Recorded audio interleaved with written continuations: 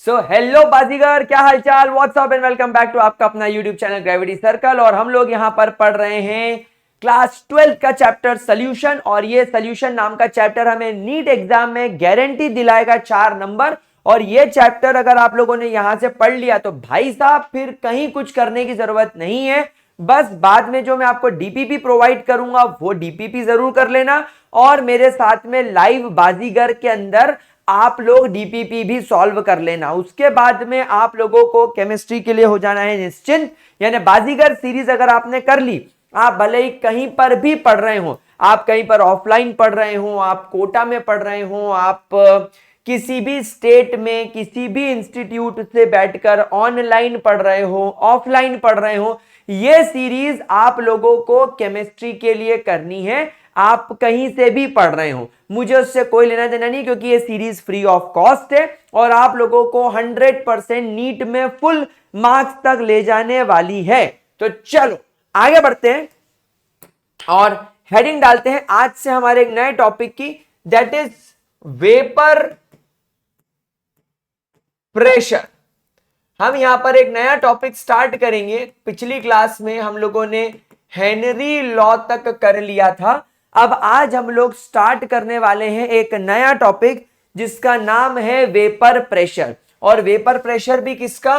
Of a liquid solution.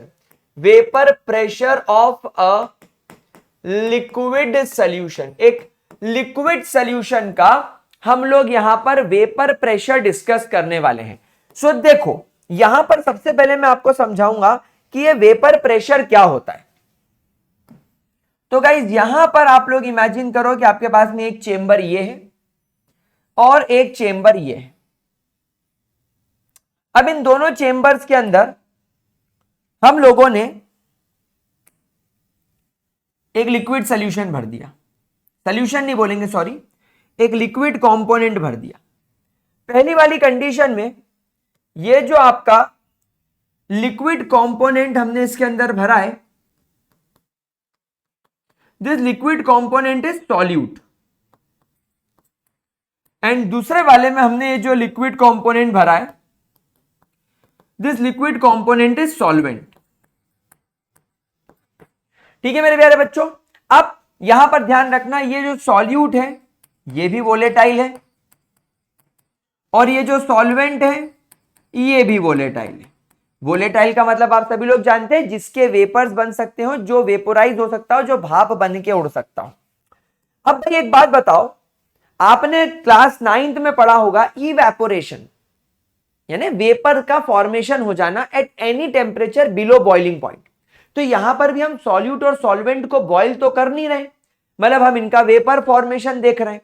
तो जब solute के वेपर बनेंगे तो वो फैक्टर डिपेंड करेगा उसके सरफेस एरिया पर। स्टार बनाकर एक पॉइंट लिखेंगे कि जो आपका वेपर फॉर्मेशन होता है, वेपर फॉर्मेशन जब कभी भी होगा is dependent on, vapour formation is dependent on the surface area, is dependent on the surface area. घर पे गर्मी में अगर आपसे गलती से घर में अगर जमीन पर पानी गिर जाए तो आप जल्दी से पोछा लाकर उसके ऊपर पोछा फेर देते हो। एक्चुअली जो पोछा आप लोग उसके ऊपर फेरते हो वो एक्चुअली पानी को फ्लोर पर और दूर तक स्प्रेड कर देता है।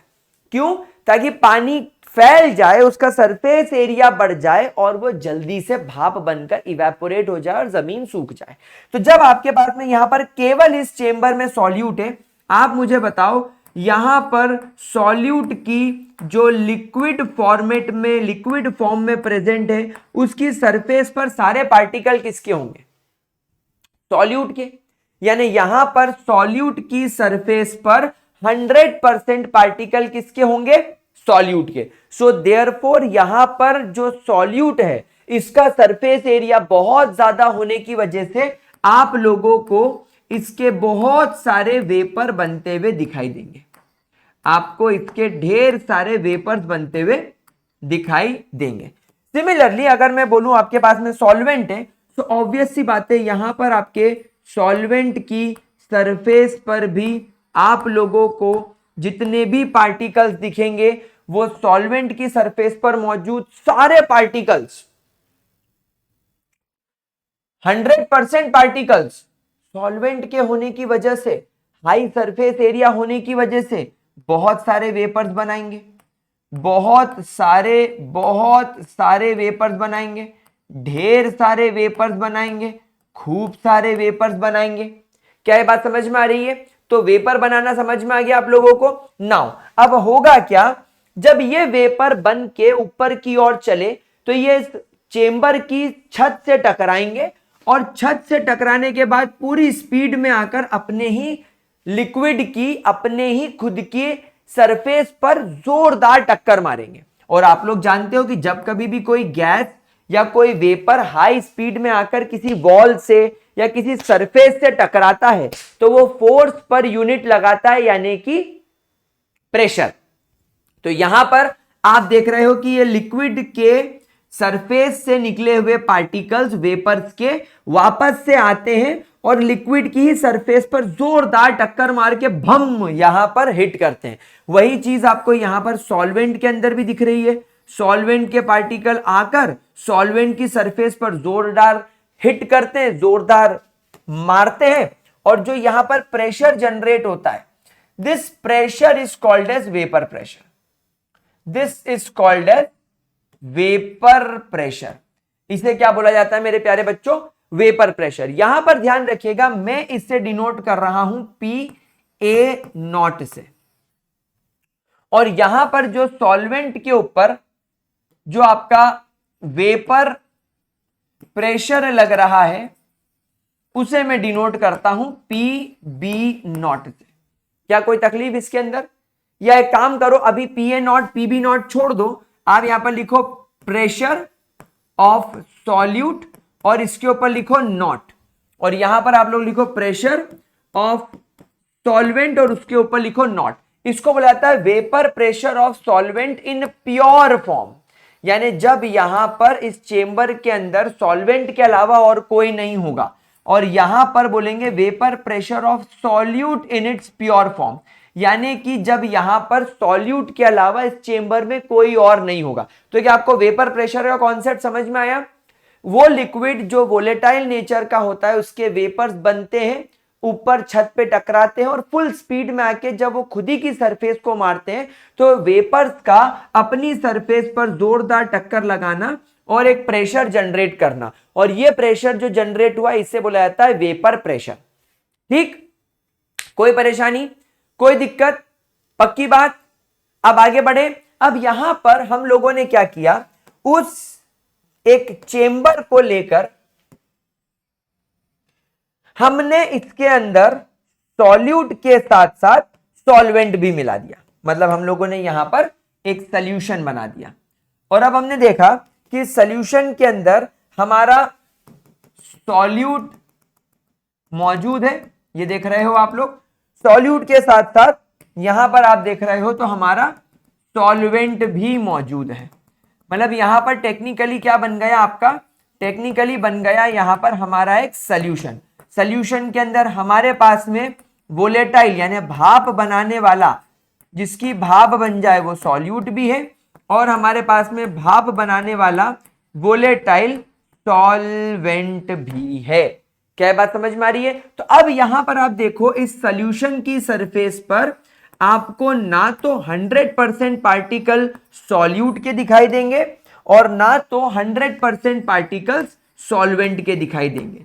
यहां पर आप लोगों को सॉल्यूट और सॉल्वेंट के पार्टिकल्स दिखाई देंगे, यानी यहां पर कुछ पार्टिकल्स आपको सॉल्यूट के दिखाई देंगे और यहां पर कुछ पार्टिकल्स आपको सॉल्वेंट के दिखाई देंगे। अब देखो बेटा, ये चीज डिपेंड करेगी कि यहां पर सॉल्यूट का मोल फ्रैक्शन कितना है और यहां पर सॉल्वेंट का मोल फ्रैक्शन कितना है। यानी कि इस पर्टिकुलर सॉल्यूशन में जिसकी मात्रा ज्यादा होगी, जिसके मोल्स ज्यादा होंगे या जिसका मोल फ्रैक्शन ज्यादा होगा, वो सरफेस पर आपको ज्यादा दिखाई देगा, और जिसका मोल फ्रैक्शन सॉल्यूशन में कम होगा वो आपको सरफेस पर कम दिखाई देगा। क्या ये बात समझ में आई मेरे प्यारे बच्चों? अब यहां पर आप देख रहे हो कि आपको यहां पर सॉल्वेंट के वेपर्स भी दिखाई दे रहे हैं और आप लोगों को यहां पर सॉल्यूट के वेपर्स भी दिखाई दे रहे हैं। लेकिन बेटा एक बात आप मुझे बताओ कि जब आपके सॉल्यूट को मैंने इस सॉल्यूशन के अंदर मिला दिया तो क्या सॉल्यूट को पूरा का पूरा सरफेस एक्वायर करने को मिला? नहीं मिला। तो क्या सॉल्यूट के बहुत सारे वेपर्स बन पाएंगे? नहीं बन पाएंगे। क्यों? क्योंकि सरफेस ही कम मिली है। तो क्या ये सॉल्यूट जब सॉल्यूशन के अंदर जाएगा तो ज्यादा वेपर्स बना पाएगा? नहीं। तो क्या इस सॉल्यूट का ज्यादा वेपर प्रेशर हो पाएगा? नहीं। इसलिए यहां पर सॉल्यूट के प्रेशर को हम लिखेंगे P ऑफ सॉल्यूट, जिसका मतलब होता है vapour pressure of solute in solution. Solution के अंदर सॉल्यूट का वेपर प्रेशर कितना है। सिमिलरली हम लोग अगर बात करें हमारे सॉल्वेंट की, तो गाइस क्या सॉल्वेंट को यहां पर सॉल्यूशन के अंदर 100% स्पेस मिल पाई? नहीं सर, कुछ स्पेस तो सॉल्यूट ने ले ली। तो क्या यहां पर सॉल्वेंट बहुत सारे वेपर्स बना पाएगा? नहीं सर, बहुत सारे वेपर्स नहीं बना पाएगा। अगर सॉल्वेंट बहुत सारे वेपर्स नहीं बना पाएगा तो क्या उसका वेपर प्रेशर ज्यादा होगा? नहीं सर, इसका वेपर प्रेशर भी ज्यादा नहीं होगा। तो हम इसे डिनोट करेंगे P ऑफ सॉल्वेंट से, which is known as vapour pressure of solvent in solution. Vapour pressure of solvent in solution. समझ में आ रही बात आप लोगों को? अच्छा, वेरी इंटरेस्टिंग पॉइंट नोट करें, यहां पर vapour pressure of solute in pure form ज्यादा होगा, क्योंकि यहां पर सारे के सारे पार्टिकल्स केवल और केवल सॉल्यूट के थे। 100% स्पेस जो है वो सॉल्यूट ने ऑक्यूपाई कर रखी है। तो यहां पर जितने भी वेपर्स हैं वो सॉल्यूट के हैं, तो सॉल्यूट का वेपर प्रेशर ज्यादा होगा। तो यहां पर स्टार बनाकर एक पॉइंट और हमें लिखना पड़ेगा। हम यहां पर स्टार बनाकर एक पॉइंट और लिखेंगे, that vapour pressure of pure solvent is greater than vapour pressure of solvent in solution. Solution में आपके सॉल्वेंट का जितना वेपर प्रेशर होगा उससे ज्यादा वेपर प्रेशर प्योर फॉर्म में होगा। सिमिलरली आप लिखेंगे vapour pressure of pure solute is always greater than vapour pressure of solute in solution. समझ में आ रही बात? इसी चीज को बोलते हैं लोअरिंग ऑफ वेपर प्रेशर। हम लोग आगे कोलिगेटिव प्रॉपर्टी पढ़ेंगे जिसमें लोअरिंग ऑफ वेपर प्रेशर पढ़ाया जाएगा, बट वो बात बाद में करेंगे। क्या आपको ये बात समझ में आ गई? क्या आप लोगों को ये बात समझ में आ गई? लेकिन मेरे प्यारे बच्चों, हमें इस सॉल्यूशन का टोटल वेपर प्रेशर तो निकालना पड़ेगा। हमें इस सॉल्यूशन का टोटल वेपर प्रेशर तो निकालना पड़ेगा। तो इस सॉल्यूशन के टोटल वेपर प्रेशर के लिए हमारे सामने एक लॉ आ गया जिसका नाम है राउल्ट्स लॉ। अब हम लोग यहां पर पढ़ेंगे Raoult's law. So basically Raoult's law क्या बोलता है? राउल्ट्स लॉ बोलता है that the vapour pressure of each component, the vapour pressure of the each component in the solution is directly proportional to its mole fraction।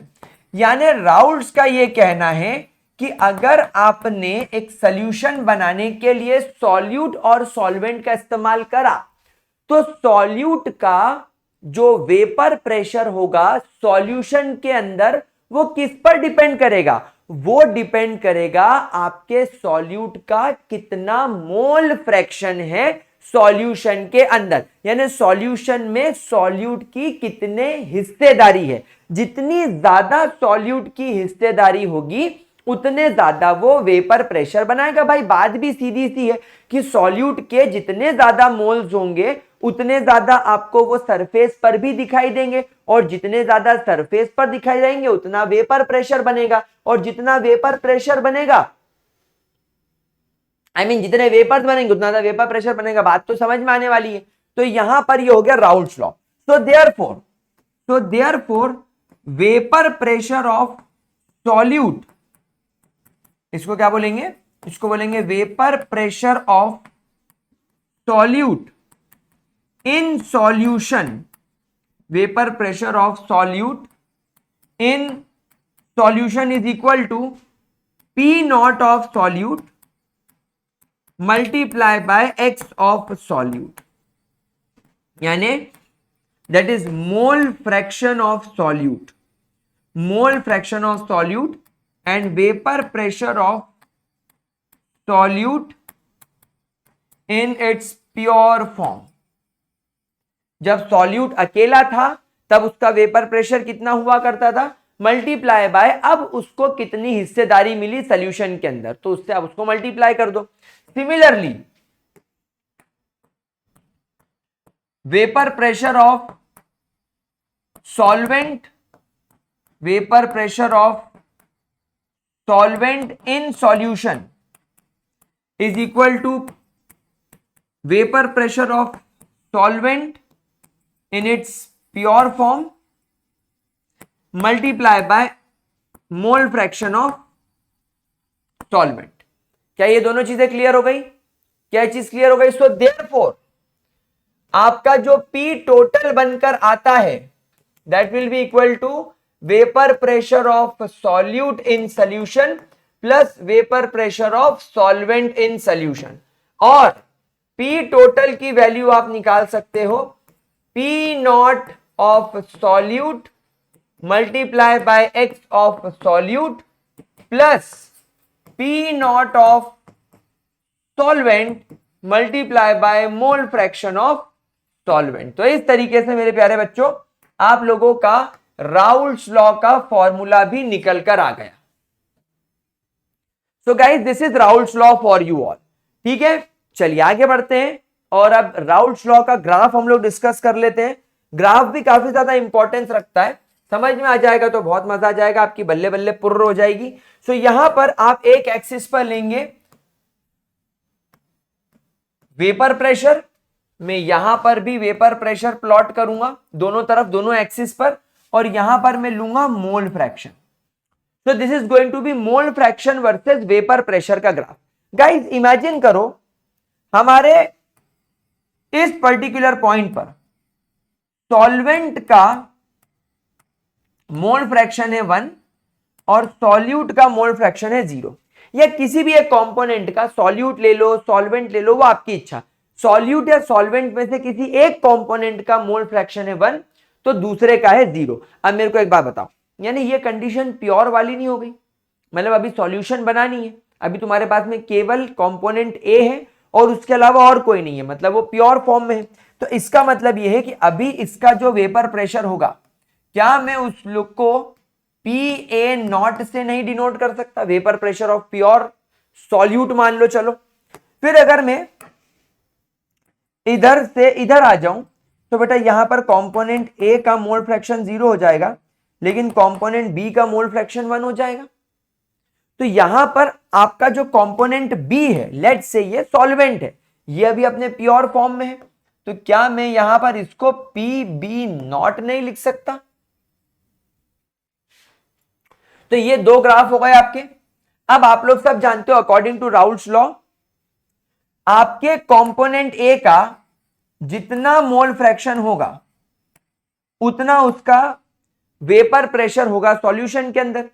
तो यहां पर आप देखो, अगर यहां पर XA 0.8 हो जाए तो XB 0.2 हो जाएगा, यहां पर आपका XA 0.6 हो जाए तो यहां पर आपका XB 0.4 हो जाएगा, यहां पर अगर आपका XA 0.5 हो जाए तो यहां पर आपका XB भी 0.5 हो जाएगा, अगर यहां पर आपका XA 0.4 हो जाए तो यहां पर आपका XB 0.6 हो जाएगा, यहां पर अगर आपका XA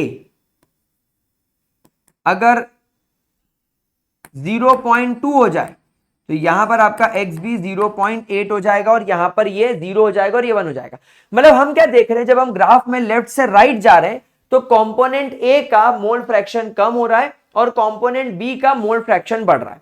अब बेटा सीधा सा रिलेशनशिप है सॉल्यूशन के अंदर, मतलब आप देखो यहां से यहां तक ये ग्राफ का इतना हिस्सा, ये पूरा सॉल्यूशन का हिस्सा है, केवल ये वाला पॉइंट और ये वाला पॉइंट प्योर का पॉइंट है, लेकिन यहां से लेकर यहां तक तो पूरा सॉल्यूशन ही सॉल्यूशन है। तो अब आप देखो सॉल्यूशन के अंदर अगर सॉल्यूट का या कंपोनेंट ए का मोल फ्रैक्शन ज्यादा और कंपोनेंट बी का मोल फ्रैक्शन कम है तो इनका वेपर प्रेशर भी कम होगा। तो यहां पर आप ऑब्जर्व करोगे कि जैसे जैसे कंपोनेंट ए का मोल फ्रैक्शन सॉल्यूशन के अंदर कम हो रहा है, जैसे जैसे कंपोनेंट ए का मोल फ्रैक्शन सॉल्यूशन में कम हो रहा है, आप देखो वैसे वैसे उसके पी ए की वैल्यू घटती जा रही है। आप देखो वैसे वैसे उसके पी ए की वैल्यू घटती जा रही है। सिमिलरली जैसे जैसे कंपोनेंट बी का मोल फ्रैक्शन बढ़ता जा रहा है, आप देखो जैसे जैसे कंपोनेंट बी का मोल फ्रैक्शन बढ़ता जा रहा है, देखो 0.2, 0.4, 0.5, 0.6, 0.81, वैसे वैसे कंपोनेंट बी का वेपर प्रेशर इन सॉल्यूशन बढ़ता जा रहा है। तो अब अगर आपको इस पूरे सॉल्यूशन में इंटायरली कहीं से भी कहीं तक अगर आपको पी टोटल निकालना है तो वो पी टोटल किसके बराबर हो जाएगा? डेफिनेटली वो पी ए प्लस पीबी के बराबर हो जाएगा। तो अब लेट्स से अगर आपसे कोई पूछता है कि मेरे पास में जो कंपोनेंट ए है वो 0.6 है और कंपोनेंट बी 0.4 है, तो उसका पी टोटल क्या होगा? तो आप यहां से एक सीधी लाइन ड्रॉ करोगे, आप बोलोगे इस वाली कंडीशन में पी बी की वैल्यू ये रही, इस वाली कंडीशन में पी ए की वैल्यू ये रही, सो देयरफॉर पी टोटल की वैल्यू ये रही। आई बात समझ में? कोई परेशानी? अगर आपसे कोई कहता है कि मुझे इस वाली कंडीशन में पी टोटल बताओ जब आपका एक्स ए 0.4 होगा और एक्स बी 0.6 होगा, तो ये हो गई आपकी एक्स बी की वैल्यू, यानी ये हो गई आपके पी बी की वैल्यू, पहले ये पी बी की वैल्यू थी, और हो गई ये आपकी पी ए की वैल्यू, पहले पी ए की वैल्यू ये थी, तो ये पी ए हो गया, ये पी बी हो गया, तो यहां पर आपका पी टोटल आ जाएगा which is again equal to P A plus P B.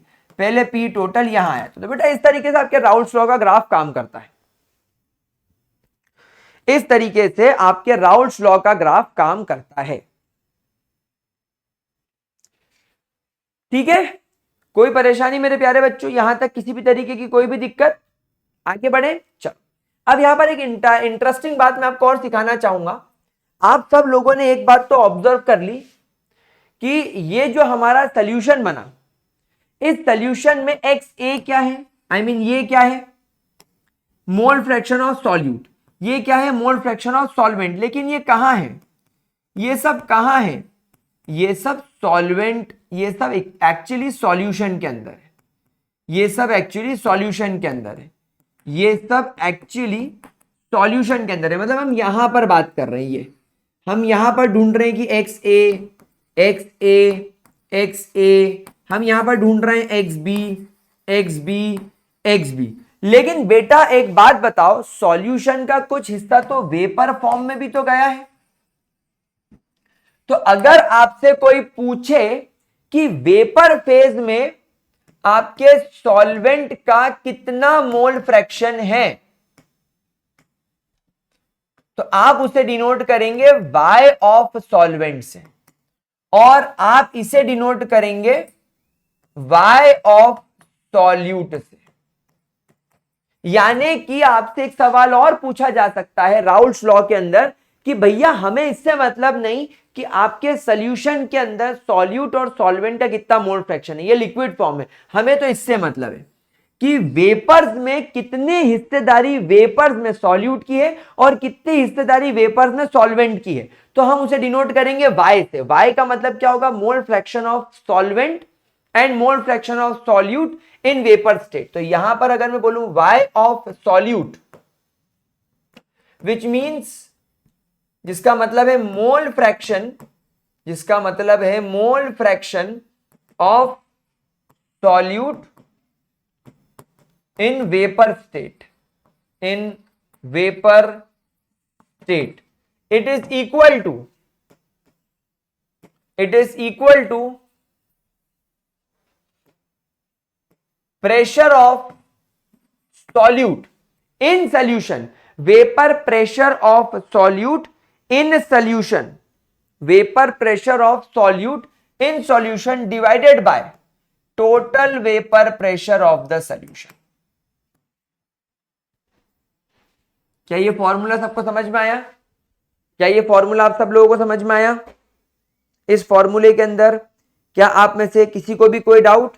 ठीक है, अच्छा दूसरा फॉर्मूला, अगर आपको सॉल्यूट की वैल्यू मिल गई है तो सॉल्वेंट की वैल्यू आप ऐसे निकाल सकते हैं, वही अपने मोल फ्रैक्शन का फॉर्मूला ही है, वन में से सॉल्यूट का मोल फ्रैक्शन माइनस कर दो, और अगर ये फॉर्मूला नहीं लगाना है तो ये लगा दो, मोल fraction of solvent, mole fraction of mole fraction of solvent in vapor phase is equal to pressure of solvent in solution divided by total vapor pressure of the solution। बस ये फॉर्मूले से आप सॉल्व कर सकते हो। ठीक है, तो यहां पर आपका पूरा राउल्ट्स लॉ वाला पार्ट खत्म होता है।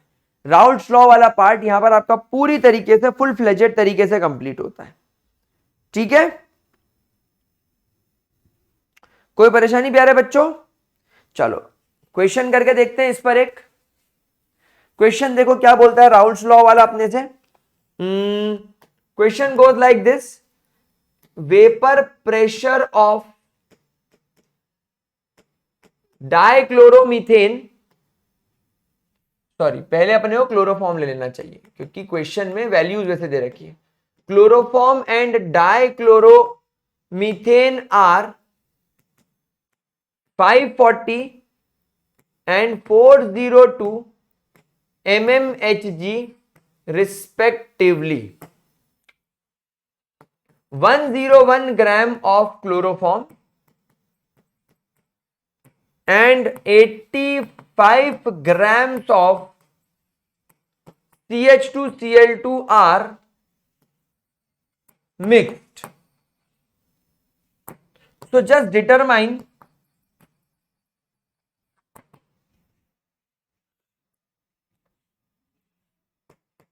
the vapor pressure of solution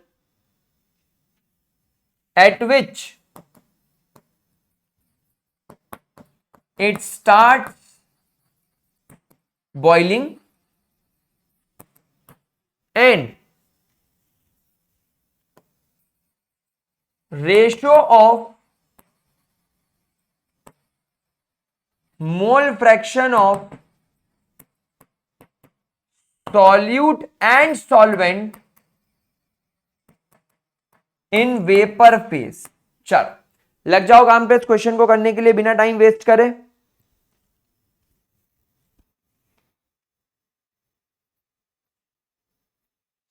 लग जाओ मेरे प्यारे बच्चों इस क्वेश्चन को सॉल्व करने के लिए फटाफट से।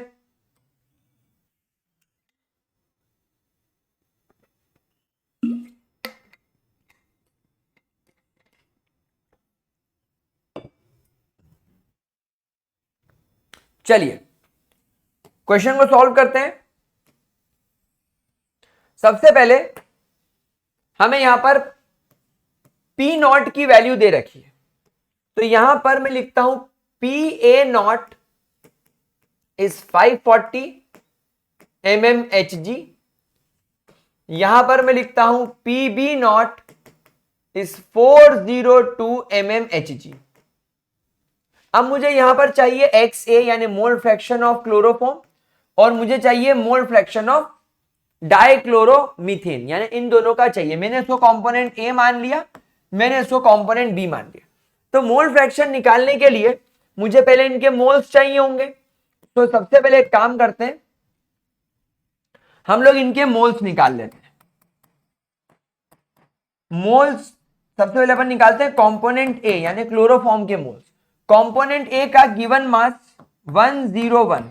बेटा क्लोरोफॉर्म का मॉलिक्यूलर मास कितना होगा? 35.5 multiply by 3, 5 3 15, 1 carry, 5 3 15, 15 plus 1 16, 1 carry, 106।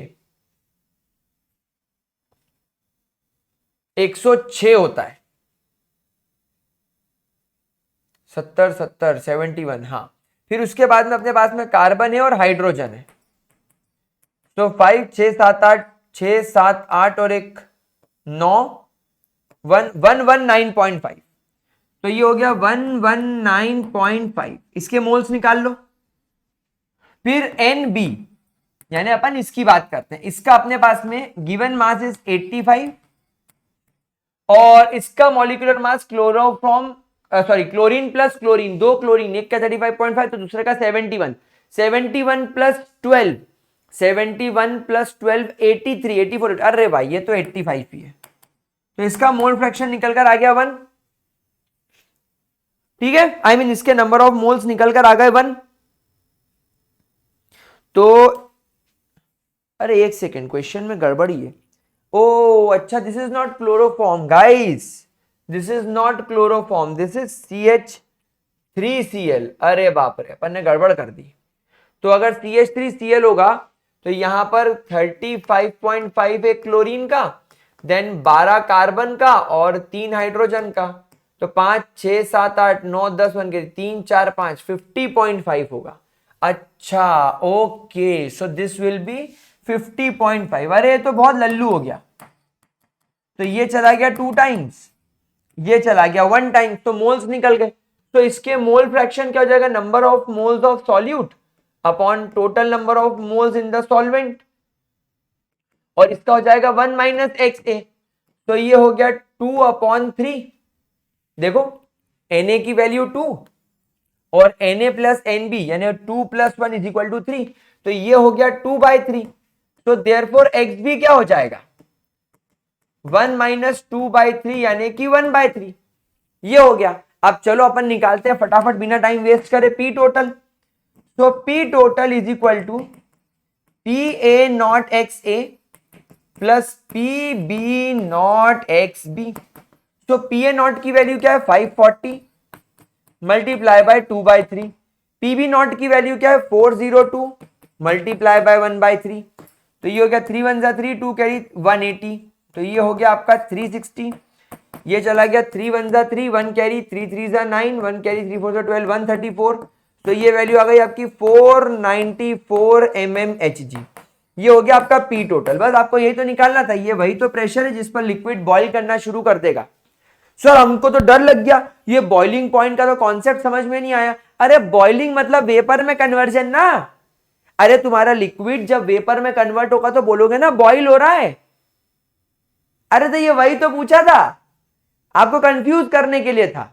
चलो अब आपसे बोल रहा है मोल फ्रैक्शन ऑफ सॉल्यूट और सॉल्वेंट का रेशियो इन वेपर फेज। तो अब यहां पर अपने को निकालना YA का फॉर्मूला क्या है PA,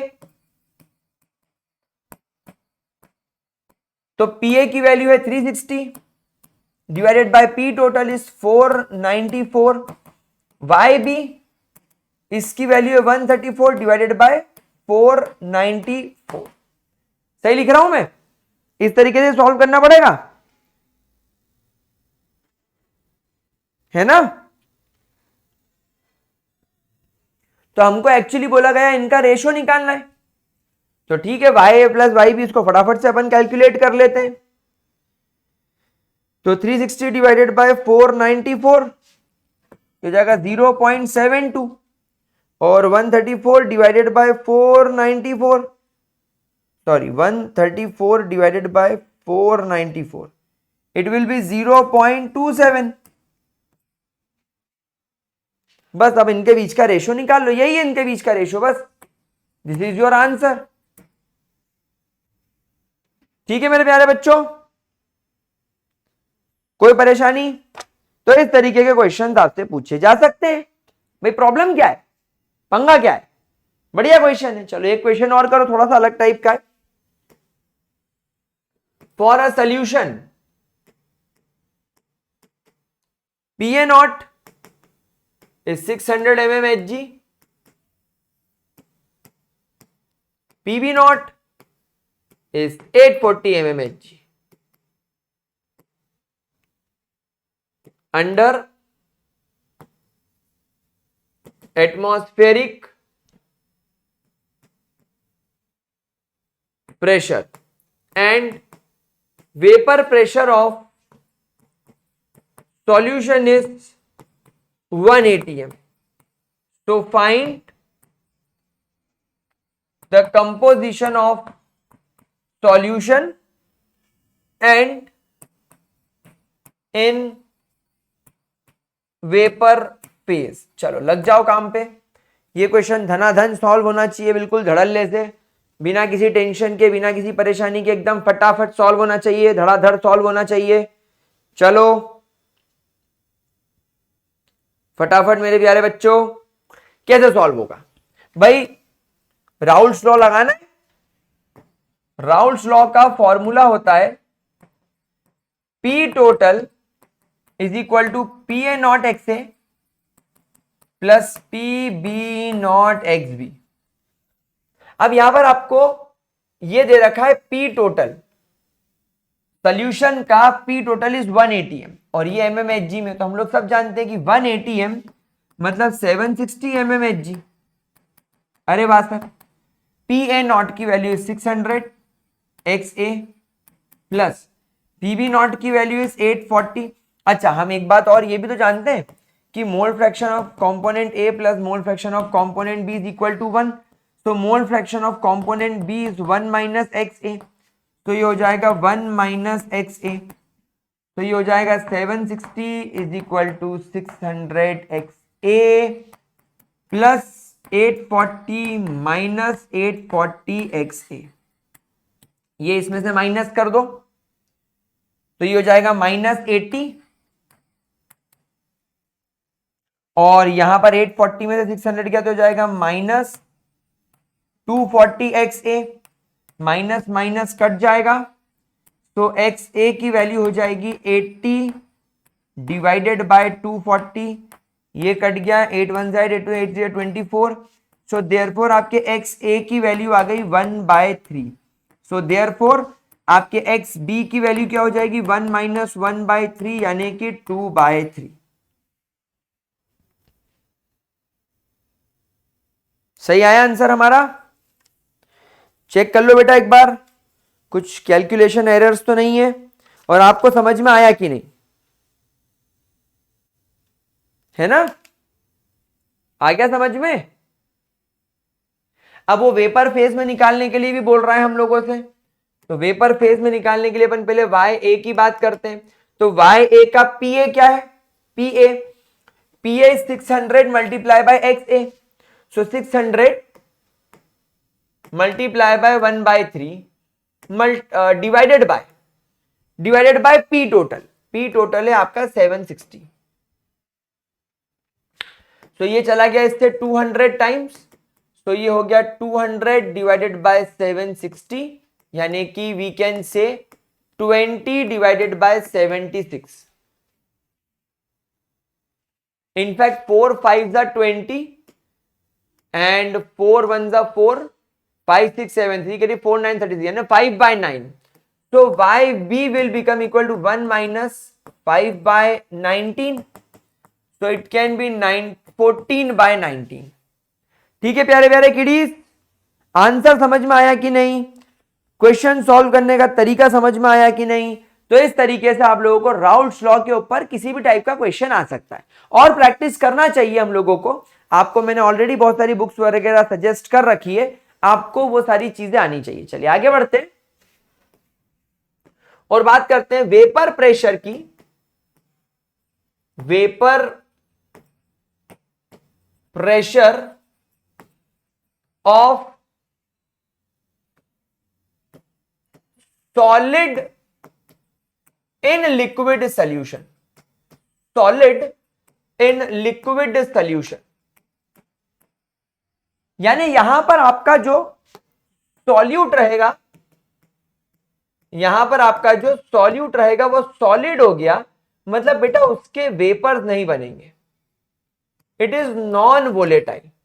वहीं पर आपका जो लिक्विड है वो आपका सॉल्वेंट रहेगा और वो पूरी तरीके से वोलेटाइल रहेगा। आ गई बात समझ में? तो मुझे एक बात बताओ कि अगर मैं सॉल्यूट को बोलूं कि सर सॉल्यूट का वेपर प्रेशर कितना होगा सॉल्यूशन के अंदर, आप बोलोगे भैया ये तो 0 के बराबर रहेगा क्योंकि जो नॉन वोलेटाइल है उसके वेपर्स ही नहीं बनेंगे। लेकिन अगर आपसे कोई बोले कि sir vapour pressure of solvent क्या रहेगा सॉल्यूशन के अंदर, तो मैं बोलूंगा भैया it will definitely be equal to vapour pressure of pure solvent multiply by mole fraction of solvent, है ना। सो देयरफॉर यहां पर राउल्ट्स लॉ अगर मैं लगाऊं, सो इस सोल्यूशन का पी टोटल हो जाएगा P A plus P B. लेट से इसे मैंने माना पी ए एंड लेट से इसे मैंने माना पी बी। तो बेटा पी ए तो जीरो ही हो गया, तो यहां पर केवल it will be equal to p b. तो देयरफॉर आपका जो vapour pressure of complete solution है it will always be equal to p b, और जो आपके सोल्यूशन का वेपर प्रेशर है total that will be equal to p B not x b. समझ में आई प्यारे बच्चों ग्राफ बात। यहां पर ग्राफ भी देख लेते हैं जल्दी से। ये आपने ग्राफ यहां पर प्लॉट करना शुरू करा। यहां पर आपने बोला कि मेरे पास में कंपोनेंट ए 1 है और कंपोनेंट बी 0 है। यहां पर मैंने बोला मेरे पास में कंपोनेंट ए 0 हो गया बट कंपोनेंट बी 1 हो गया। यहां पर मैंने ले लिया इस एक्सिस पर वेपर प्रेशर, इस एक्सिस पर वेपर प्रेशर, यहां पर ले लिया मैंने मोल फ्रैक्शन। अब यहां पर क्योंकि अपने पास में कंपोनेंट ए का मोल फ्रैक्शन 1 है लेकिन कंपोनेंट ए नॉन वोलेटाइल है तो कोई वेपर प्रेशर दिखाई नहीं देगा, लेकिन यहां पर कंपोनेंट बी का मोल फ्रैक्शन 1 है और कंपोनेंट बी वोलेटाइल है, यानी यहां पर मुझे पी बी नॉट दिखाई देगा। और जैसे जैसे मोल फ्रैक्शन में मैं आगे बढ़ता जाऊंगा आप देखो कि हमारे कंपोनेंट ए का मोल फ्रैक्शन कम हो रहा है और कंपोनेंट बी का मोल फ्रैक्शन हमारा जो है वो बढ़ता हुआ दिखाई दे रहा है। तो यहां पर आप देखोगे ग्राफ भी आपको कुछ ऐसा दिखाई देगा, स्ट्रेट बढ़ता हुआ दिखाई देगा। ठीक है, कोई परेशानी कोई दिक्कत किसी भी तरीके का, समझ में आ गया सबको अच्छे तरीके से। चलिए बहुत बढ़िया, बहुत ही ज्यादा शानदार। नाउ अब हम लोग बात करेंगे ideal and non ideal solution की, but before that let's take a break. Okay guys, चलो तो अब हम लोग यहां पर आगे बढ़ते हैं और हमारे राउल्ट्स लॉ को कंप्लीट तरीके से अंडरस्टैंड करने के बाद हम लोग यहां पर स्टार्ट करेंगे talking about ideal and non ideal solutions. Ideal and non ideal solutions, मतलब शर्मा जी का बेटा वर्मा जी की बेटी वर्सेस हम लोग, क्योंकि शर्मा जी का बेटा वर्मा जी की बेटी आइडियल है और हम लोग कौन है, हम लोग नॉन आइडियल हैं। हमारे मम्मी पापा के अकॉर्डिंग शर्मा जी का बेटा वर्मा जी की बेटी दिन भर पढ़ते हैं, वो लोग डॉक्टर बन चुके हैं, आईएएस आईपीएस बन चुके हैं और हम साले चोर हैं। हम रिक्शा चलाएंगे, हम टेम्पो चलाएंगे, हम ठेले चलाएंगे, ठीक है, हमें कोई परेशानी नहीं है। तो चलो देखते हैं कि शर्मा जी का बेटा वर्मा जी की बेटी वर्सेस हम लोग कैसे हैं। So what is ideal solution? मेरे प्यारे बच्चों, आइडियल सॉल्यूशन वो होते हैं which obeys the Raoult's law at any concentration. ये वो सॉल्यूशन होते हैं जो किसी भी कॉन्सेंट्रेशन पर और राउल्ट्स लॉ को ओबे करेंगे। अब देखो राउल्ट्स जो था ना वो बड़ा ही संस्कारी व्यक्ति था। ये राजश्री प्रोडक्शन की मूवी देखकर बड़ा हुआ है, जैसे विवाह, हम आपके हैं कौन, हम साथ साथ हैं, इस तरीके की मूवीज देखकर ये बड़ा हुआ है। तो राउल्ट्स का ये कहना था कि मैं जब किसी भी सॉल्यूशन का पी टोटल कैलकुलेट करूंगा अपने फॉर्मूले से, यानी थियोरेटिकली जब मैं किसी भी सॉल्यूशन का पी टोटल कैलकुलेट करूंगा थियोरेटिकली, यानी P total is equal to P A plus P B, P total is equal to P A not X A plus P B not x B, ये वाला formula लगाकर जब मैं P total calculate करूंगा तो वही P total exactly बराबर आएगा हमारे ऑब्जर्व्ड राउल्ट्स लॉ के, यानी जो हम लोग एक्सपेरिमेंट करके निकालेंगे। क्या ये बात समझ में आई आप लोगों को? क्या आप लोगों को यह बात समझ में आई कि राउल्ट्स का क्या कहना था, राउल्ट्स का क्या सोचना था कि जब मैं किसी भी सॉल्यूशन का पी टोटल ऑन पेपर अपना फॉर्मूला लगाकर कैलकुलेट करूंगा वही वैल्यू मैं जब लैब में जाकर एक्सपेरिमेंट करके देखूंगा मुझे बराबर मिलेगी। अब राउल्ट्स लॉ का ऐसा क्यों सोचना था, आई मीन राउल्ट्स चाचा का ऐसा क्यों सोचना था, क्योंकि राउल्ट्स सोचता था बिकॉज अकॉर्डिंग टू हिम, उनके हिसाब से जो इंटरैक्शन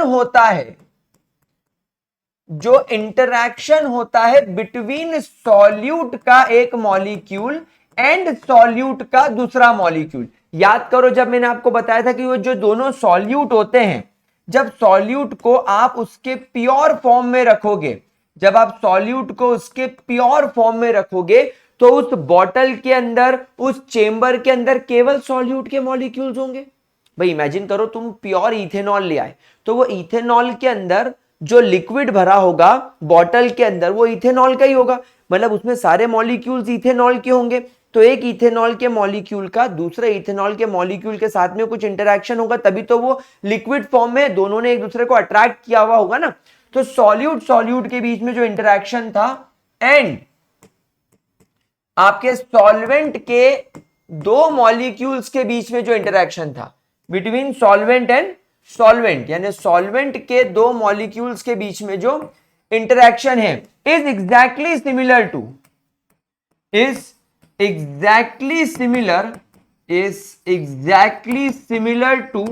द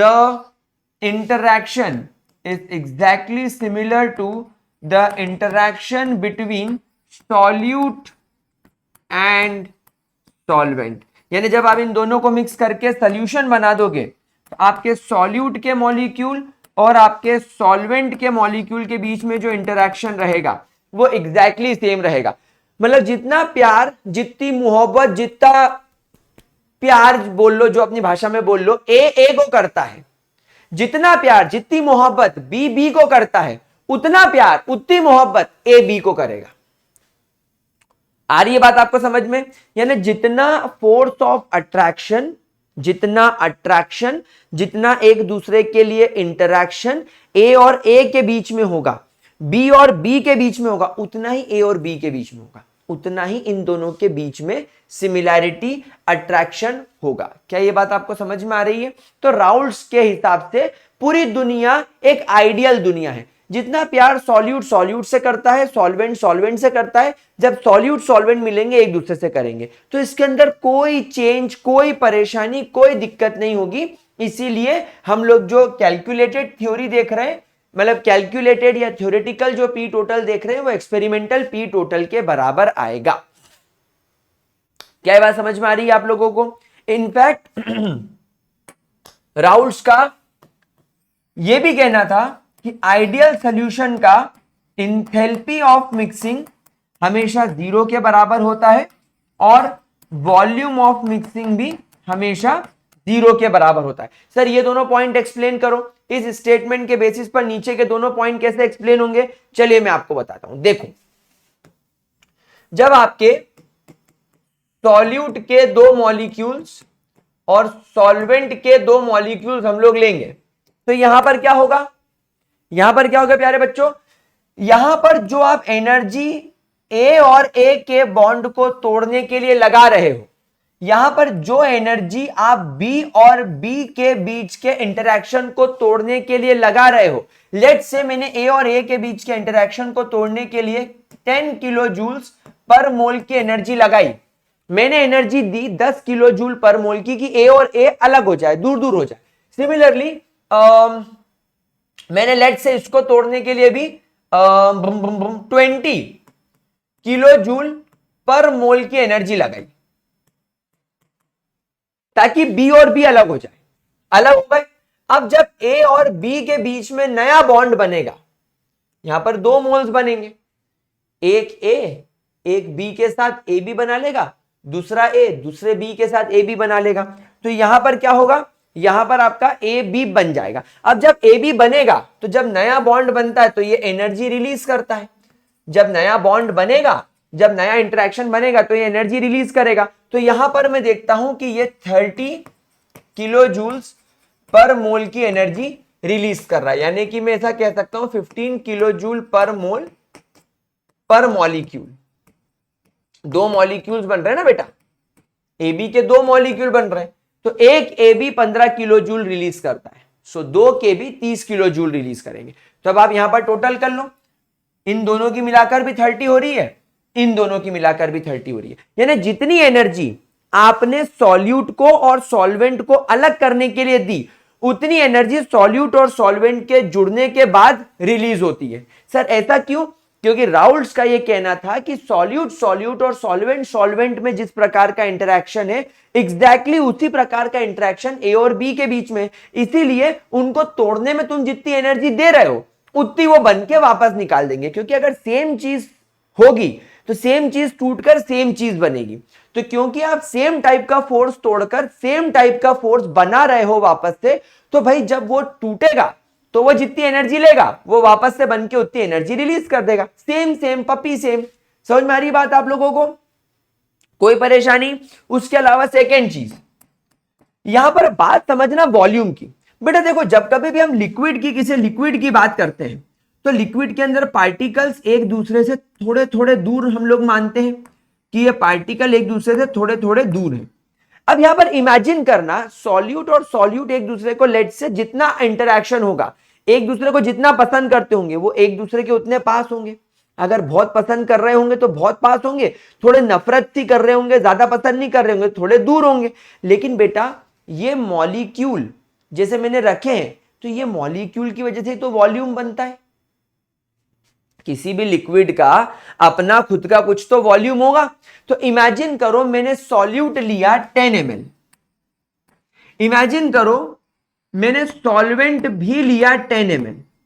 इमेजिन कीजिए कि हम लोगों ने सॉल्वेंट भी ले लिया 10 ml।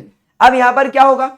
जितना सॉल्यूट सॉल्यूट को पसंद कर रहा है, जितना सॉल्वेंट सॉल्वेंट को पसंद कर रहा है, उतना ही सॉल्यूट सॉल्वेंट को पसंद कर रहा है।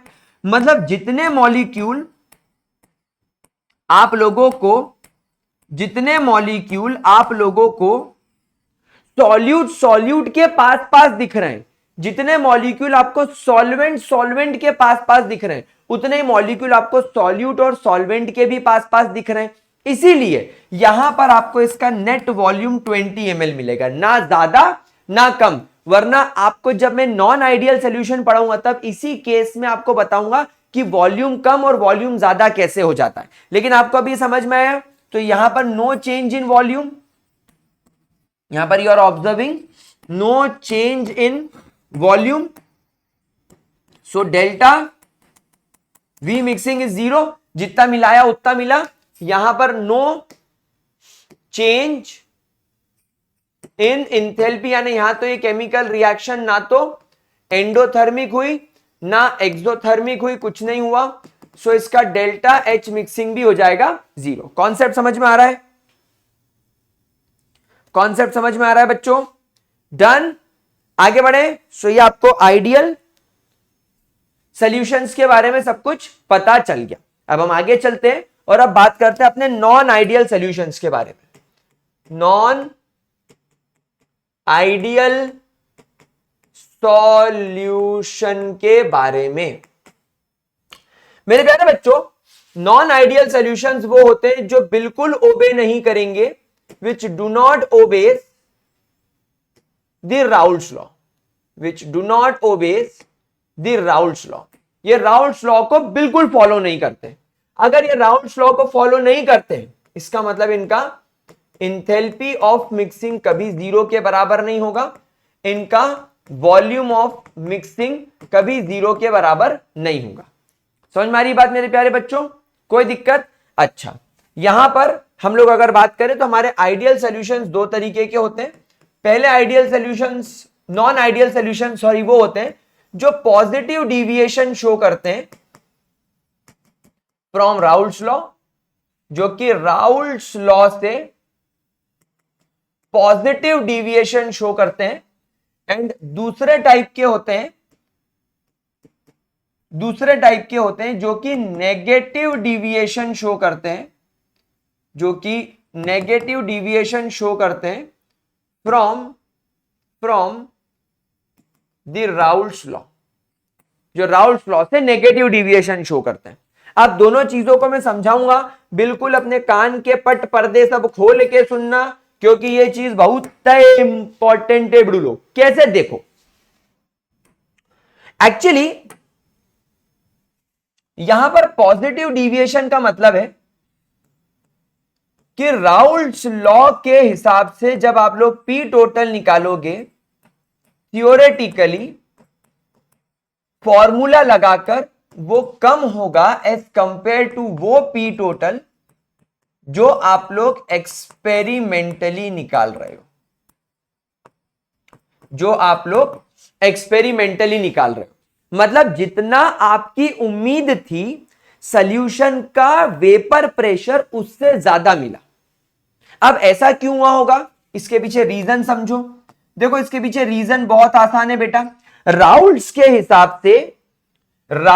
हिसाब से सॉल्यूट के बीच का जो interaction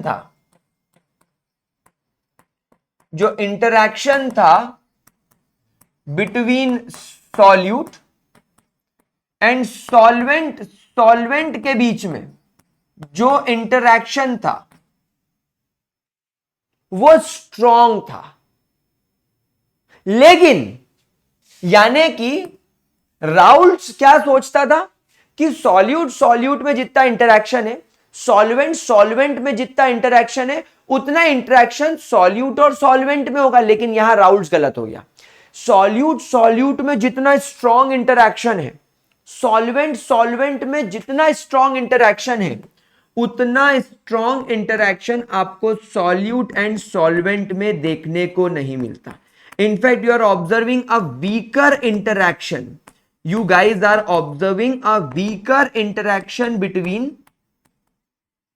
the solute and solvent। क्या ये बात आप लोगों को समझ में आई? यानी जितना प्यार, जितना अट्रैक्टेड एक सॉल्यूट के लिए है, सॉल्वेंट के लिए है, उतना सॉल्यूशन बनने पर सॉल्यूट सॉल्वेंट को अट्रैक्ट नहीं कर पा रहा है, इनफैक्ट रिपेल कर रहे हैं, इनफैक्ट दूर जा रहे हैं। तो सर इससे क्या होगा? भाई इमेजिन करो कि आपके इस चेंबर में आपने सॉल्यूशन बना दिया।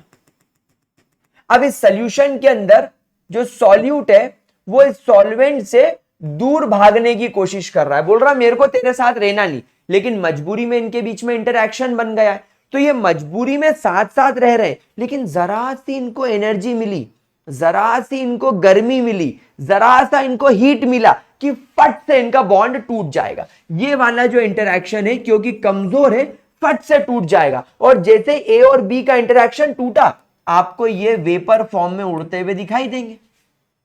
भाई जहां लिक्विड में इंटरैक्शन टूटा, लिक्विड वेपर में कन्वर्ट हो जाएगा। तो क्योंकि सॉल्यूट सॉल्वेंट को और सॉल्वेंट सॉल्यूट को बिल्कुल पसंद नहीं कर रहा है, सॉल्यूट सॉल्वेंट को और सॉल्वेंट सॉल्यूट को बिल्कुल पसंद नहीं कर रहा है, जरा सी एनर्जी दोगे फट से वेपोराइज हो जाएंगे। और भैया जितने ज्यादा वेपर बनेंगे उतना ज्यादा वेपर प्रेशर होगा। समझ में आ रहा है? जितना ज्यादा वेपर बनेगा उतना ज्यादा वेपर प्रेशर होगा। तो राउल्ट सोचता था कि सॉल्यूट को जितना पसंद कर रहा है, सॉल्वेंट को जितना पसंद कर रहा है, उतना पसंद सॉल्यूट सॉल्वेंट को करेगा। तो जितना वेपर प्रेशर हमने इमेजिन किया है ये उतना वेपर प्रेशर बनाएगा। लेकिन हकीकत में क्या हो गया? हकीकत में, रियलिटी में, असलियत में तो सॉल्यूट सॉल्वेंट से दूर भाग रहा है। तो हमने जितने वेपर बनेंगे सोचा था, सॉल्यूशन बनने पर उससे ज्यादा वेपर बन गए। ज्यादा वेपर बन गए तो सॉल्यूशन का वेपर प्रेशर भी ज्यादा होगा। यानी सॉल्यूट भी ज्यादा वेपर बना रहा है, सॉल्वेंट भी ज्यादा वेपर बना रहा है, और इन दोनों के ज्यादा वेपर बनने की वजह से सॉल्यूशन का वेपर प्रेशर बढ़ के आ रहा है। समझ में आ रही बात आप लोगों को? तो यहां पर interaction between solute and solvent is stronger than solute solvent. क्या ये बात समझ में आ रही है? So therefore we observe more vapours of solute and solvent leading to higher vapor pressure। क्या बात समझ में आई प्यारे बच्चों? कोई परेशानी?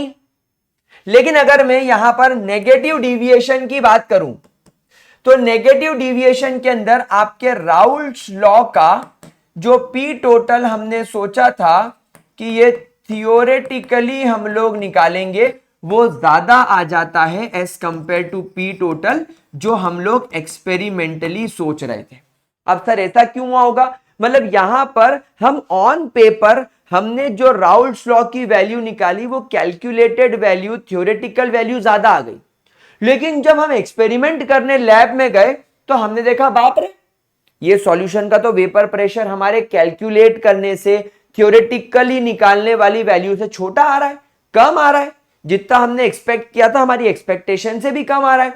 जैसे पॉजिटिव डिविएशन में हमारी एक्सपेक्टेशन से ज्यादा आया था, नेगेटिव डिविएशन में हमारी एक्सपेक्टेशन से कम आ रहा है। तो इसके पीछे क्या रीजन होगा? भाई इसके पीछे का रीजन बहुत आसान है, आप लोग खुद ही सोचो इसके पीछे क्या रीजन होगा। हाँ यस, बिल्कुल सही सोच रहे हो, बिल्कुल सही सोच रहे हो कि यहां पर जो तुम्हारे सॉल्यूट सॉल्यूट के बीच का इंटरैक्शन है, इंटरैक्शन बिटवीन जो सॉल्यूट है और यहां पर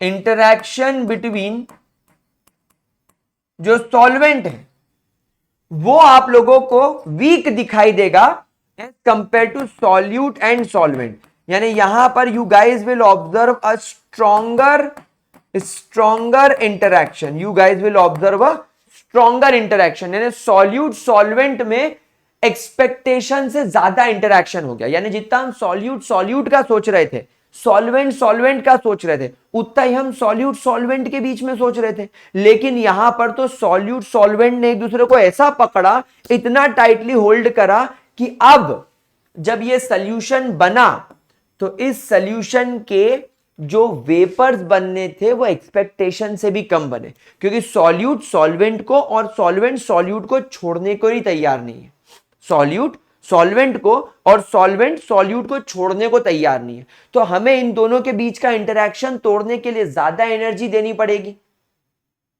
और क्योंकि हम लोग ज्यादा एनर्जी नहीं दे रहे हैं, हम लोग इमेजिन कर रहे हैं कि भैया जो रूम टेम्परेचर है उस पर ये वेपर बन के उड़े, तो रूम टेम्परेचर पे क्योंकि ज्यादा एनर्जी इनको नहीं मिल रही है, आपको इनके ज्यादा वेपर दिखाई नहीं देंगे, और क्योंकि इनके ज्यादा वेपर आपको दिखाई नहीं दे रहे हैं, इनके ज्यादा वेपर आपको दिखाई नहीं दे रहे हैं, इसलिए ये ज्यादा वेपर प्रेशर सॉल्यूशन का बना ही नहीं पाएगा। इसीलिए आपको यहां पर सॉल्यूशन का वेपर प्रेशर एक्सपेरिमेंटली कम दिख रहा है और थ्योरेटिकली ज्यादा दिख रहा है। क्या ये बात समझ में आ गई? तो यहां पर अपन लिखेंगे therefore we observe a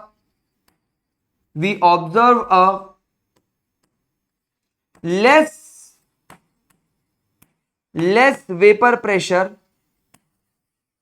of solution, ठीक है, ठीक है, because less number of vapors are formed। ठीक है मेरे बच्चों, चलो अब एक बात मेरे को बताओ, अब बहुत ध्यान से इस बात को सुनना। सॉल्यूट सॉल्यूट और सॉल्वेंट सॉल्वेंट के बीच का इंटरैक्शन तो मजबूत है, तो मजबूत इंटरैक्शन को तोड़ने के लिए हमको और आपको मिलकर इसको ज्यादा एनर्जी देनी पड़ेगी। तो मान लो मैंने इसको तोड़ने के लिए 20 किलो जूल्स की एनर्जी दी और इसको तोड़ने के लिए 30 किलो जूल्स की एनर्जी दी, लेकिन ये कमजोर है, ए और बी के बीच का इंटरैक्शन यानी सॉल्यूट सॉल्वेंट के बीच का इंटरैक्शन कमजोर है। कमजोर बॉन्ड बनना मतलब कम एनर्जी रिलीज करना।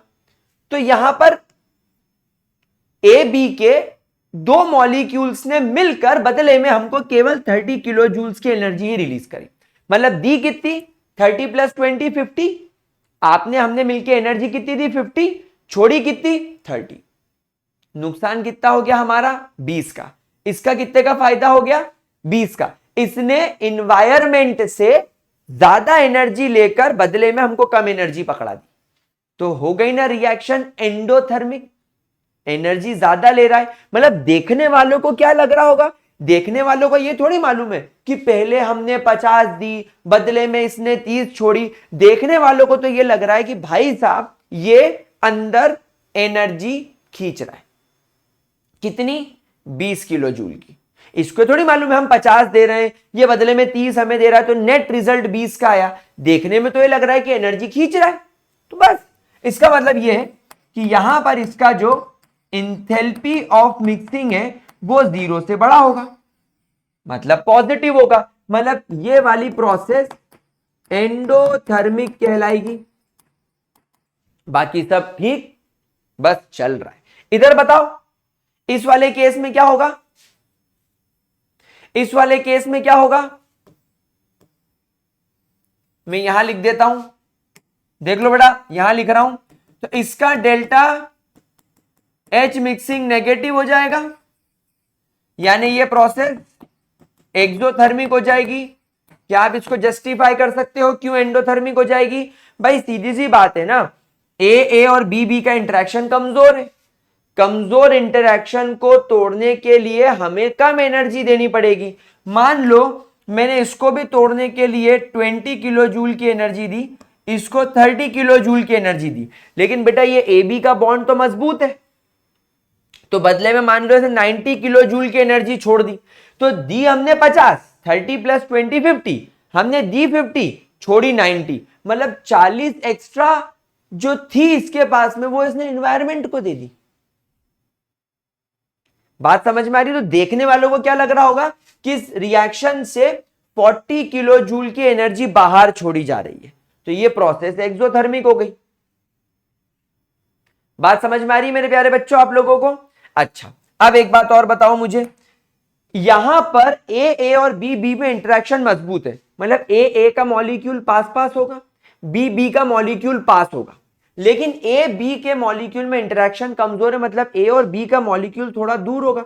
ए का पास होगा, बी का पास होगा, लेकिन ए बी का पास नहीं हो सकता। ए बी का कोशिश भी करेगा तो पास नहीं होगा। अब एक बात बताओ, जब मॉलिक्यूल्स पास पास होंगे, एक मॉलिक्यूल के पास में दूसरा, दूसरे के पास में तीसरा, तीसरे के पास में चौथा, पांचवा, छठा, सातवां, आठवां करते करते जितने मॉलिक्यूल्स होंगे, अगर ये सब पास पास होंगे तो कम जगह घेरेंगे, यानी लेस वॉल्यूम। लेकिन जब एक दूसरे से ये मॉलिक्यूल्स दूर दूर रहेंगे तो ज्यादा स्पेस घेरेंगे। इसका मतलब ये है कि जब आप फॉर एग्जाम्पल अगर आप 10 ml ए ले रहे हो और 10 ml बी ले रहे हो, तो आपको यहां पर ये 20 ml दिखाई नहीं देगा, ये आपको हो सकता है दिखाई दे 21 ml, यानी इसने 1 ml स्पेस ने घेर ली जगह। इन ए और बी के बीच में जो छोटी छोटी स्पेस है, क्योंकि एक दूसरे से थोड़े थोड़े दूर है, तो ये बीच की जो स्पेस है, इस वजह से इनका वॉल्यूम बढ़ गया। तो यहां पर आप देखोगे कि डाला तुमने 20 ml ए 10-10 मिलाकर, लेकिन रिजल्ट आया 21 ml, हो सकता है रिजल्ट आया हो 22 ml, तो यहां पर आप बोलोगे अरे बाप रे, इनका वॉल्यूम ऑफ मिक्सिंग भी 0 से बड़ा है, यानी you will get a higher volume, आपको ज्यादा वॉल्यूम देखने को मिलेगा। लेकिन यहां पर क्या होगा बेटा, यहां पर इनका वॉल्यूम ऑफ मिक्सिंग नेगेटिव हो जाएगा।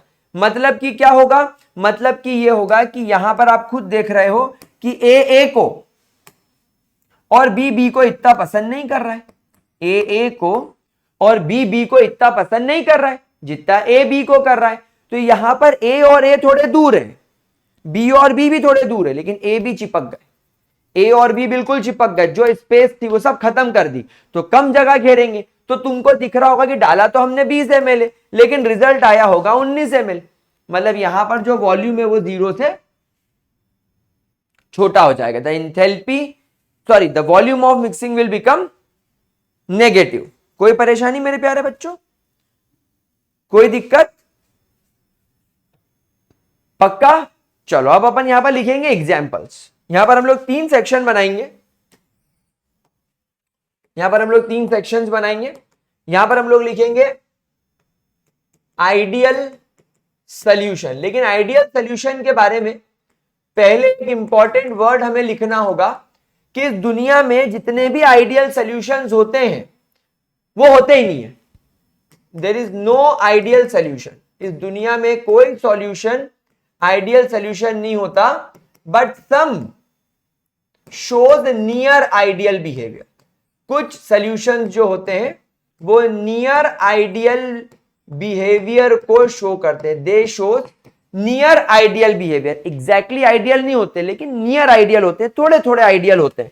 तो उसका एग्जाम्पल मैं आपको बताऊं, देखो एन हेक्सेन यानी हेक्सेन में कितने एटम होंगे, 6 एटम, और एन हेप्टेन उसमें कितने एटम होंगे, 7 एटम। तो बिल्कुल पास पास वाले, हेक्सेन हेप्टेन। अच्छा एक एग्जाम्पल और बताऊं, bromo ethane plus chloro ethane, दोनों इथेन है, ध्यान से देखो दोनों इथेन है, लेकिन दोनों के अंदर सिर्फ क्लोरीन और ब्रोमीन का फर्क है। एक एग्जांपल और बताता हूं, देखो बेंजीन, बेंजीन क्या होता है ये, प्लस टोल्यूइन, टोल्यूइन क्या होता है पता है, ये बेंजीन की रिंग रहेगी, बस यहां पर जो हाइड्रोजन होता है इस हाइड्रोजन को यहां पर से रिप्लेस करके एक CH3 लगा दिया, बस इतना फर्क होता है। ठीक है, चलो अब अपन चलते हैं पॉजिटिव डिविएशन का पॉजिटिव डिविएशन का एग्जाम्पल लेने, बताओ पॉजिटिव डिविएशन के क्या क्या एग्जाम्पल होंगे। पॉजिटिव डिविएशन कौन होता है, पॉजिटिव डिविएशन कौन होता है प्यारे बच्चों, जिनमें कि सॉल्यूट सॉल्वेंट का इंटरेक्शन कमजोर हो। इसका पहला example is ethanol plus acetone. देखो बेटा इथेनॉल का एक मॉलिक्यूल इथेनॉल के दूसरे मॉलिक्यूल के साथ में अल्कोहल होने की वजह से अल्कोहल होने की वजह से इनमें हाइड्रोजन बॉन्डिंग देखने को मिलेगी, यानी इथेनॉल इथेनॉल में हाइड्रोजन बॉन्डिंग देखने को मिलती है। लेकिन एसीटोन क्या होता है, CH3 C double bond O CH3। तो यहां पर एसीटोन के एक मॉलिक्यूल में एसीटोन के दूसरे मॉलिक्यूल के साथ में केवल डाइपोल डाइपोल इंटरेक्शन होगा। तो डाइपोल डाइपोल अलग टाइप का होता है, हाइड्रोजन बॉन्डिंग अलग होती है। जब ये इथेनॉल और इथेनॉल के बीच में ये वाला मॉलिक्यूल जब आकर घुस जाएगा तो ये इनके हाइड्रोजन बॉन्ड को तोड़ देगा और एक कमजोर टाइप का डाइपोल डाइपोल इंटरेक्शन बना लेगा। तो बन गया ना इथेनॉल इथेनॉल और एसीटोन एसीटोन के मुकाबले इथेनॉल और एसीटोन के बीच में कमजोर बॉन्ड। इथेनॉल इथेनॉल में तो दुनिया का स्ट्रॉन्गेस्ट इंटरेक्शन हाइड्रोजन था, लेकिन एसीटोन ने उन दोनों मॉलिक्यूल के बीच में घुस के हाइड्रोजन को तोड़कर दूसरा बॉन्ड लगा दिया, तो कमजोर हो गया ना, इसलिए पॉजिटिव डिविएशन शो करेगा। अब आपको यही चीज ऐसे समझनी है और अपने दिमाग को लगाना है। दूसरा एग्जाम्पल क्या ले सकते हो बताओ, ऑर्गेनिक केमिस्ट्री से ही आएगा। देखो बेटा एनसीईआरटी के अपने को सारे एग्जाम्पल रट के रखने। CH2 carbon disulphide, carbon disulphide plus acetone, carbon disulphide plus acetone, ये भी इसका एक बहुत बढ़िया एग्जाम्पल है। कार्बन डाइसल्फाइड प्लस एसीटोन, ये भी इसका बहुत बढ़िया एग्जाम्पल है। ठीक है, अच्छा इसके अलावा ethanol plus water, ethanol plus water, ये भी मेरे प्यारे बच्चों इसका एक बहुत बढ़िया एग्जाम्पल है। उसके अलावा बम बम बम बम बम बम बम बम बम प्रोपेनॉल प्लस वाटर भी अपन ले सकते हैं। बम बम बम बम बम प्रोपेनॉल प्लस वाटर, ये एग्जाम्पल अपन इसके ले सकते हैं। ठीक है मेरे प्यारे बच्चों, कोई परेशानी कोई दिक्कत। अब अपन नेगेटिव डिविएशन की तरफ चलते हैं। एग्जाम्पल ले लेते हैं हम लोग हमारे नेगेटिव डिविएशन का। तो नेगेटिव डिविएशन में सबसे पहले अपन ले लेंगे फिनॉल प्लस एनिलीन। फिनॉल और एनिलीन के अंदर स्ट्रॉन्ग बॉन्ड डेवलप हो जाता है। फिनॉल एनिलीन के बाद आप एग्जाम्पल ले सकते हो क्लोरोफॉर्म यानी CHCl3 प्लस एसीटोन। उसके बाद आप एग्जाम्पल ले सकते हो HCl प्लस वाटर। उसके अलावा आप एग्जाम्पल ले सकते हो HNO3 प्लस वाटर। ठीक है, कोई प्रॉब्लम मेरे प्यारे बच्चों? तो इसी के साथ आपका ideal and non ideal solutions वाला पार्ट यहां पर खत्म होता है। इसको समझ लिया तो अब आप लोगों को अजियोट्रॉपी में एक छोटा सा पार्ट समझाऊंगा एंड उसके बाद में हमारा ये वाला टॉपिक खत्म हो जाएगा। अब बस एक चीज बच रही है हम लोगों के पास में मेरे प्यारे गुलजारी लालो, कि हम लोग पॉजिटिव डिविएशन और नेगेटिव डिविएशन वालों का एक कर्व बना लें। तो ठीक है, कोई तकलीफ? चलो, तो इस तरफ हम बनाएंगे पॉजिटिव डिविएशन वाले का कर्व और इस तरफ हम लोग बनाएंगे हमारे नेगेटिव डिविएशन वालों का कर्व।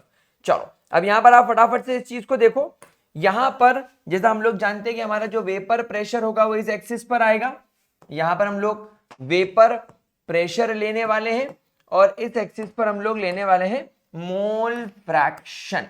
ठीक है, अब यहां पर इस तरफ आप देख लो, लेट से यहां पर मेरा जो कंपोनेंट ए है, सॉल्यूट मान लेता हूं, उसका 1 है मोल फ्रैक्शन और इसका 0 है। तो यहां पर मुझे मिलेगा PA0। यहां पर ए का मोल फ्रैक्शन तो 0 हो गया बट बी का मोल फ्रैक्शन 1 हो गया, तो यहां पर मेरे को मिल जाएगा PB0। अब यहां पर हम लोग सब जानते हैं कि अकॉर्डिंग टू राउल्स लॉ, जैसे जैसे आप देखोगे कि PA का मोल फ्रैक्शन XA का मोल फ्रैक्शन कम हो रहा है, XB का बढ़ रहा है, मतलब XB का वेपर प्रेशर ही बढ़ रहा होगा, वैसे ए का वेपर प्रेशर कम हो रहा होगा और यहां पर इनका पी टोटल बन जाएगा। ये बन जाएगा आपका टिपिकल राउल्स लॉ का ग्राफ। लेकिन क्योंकि यहां पर आप लोगों को पॉजिटिव डिविएशन दिखाई दे रहा है, we are observing a positive deviation, इसका मतलब यह है कि हम लोगों ने जितनी एक्सपेक्टेशन थी उससे ज्यादा वेपर बन रहे हैं। सो डेफिनेटली आपके कंपोनेंट ए का भी जो वेपर प्रेशर बन रहा होगा वो ज्यादा बन रहा होगा।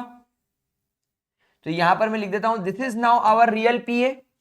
ये हमारा रियल PA है, ये एक्सपेक्टेड PA था जो डॉट डॉट लाइन से था, लेकिन आपको रियलिटी में PA इससे ज्यादा मिला।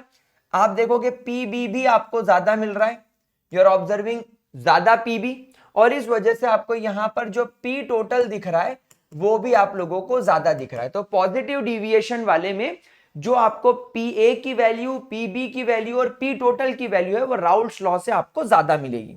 सिमिलरली आप यहां पर जब XA लोगे 1, XB लोगे 0, यहां पर आपका आते आते XA 0 हो जाएगा और XB हो जाएगा 1।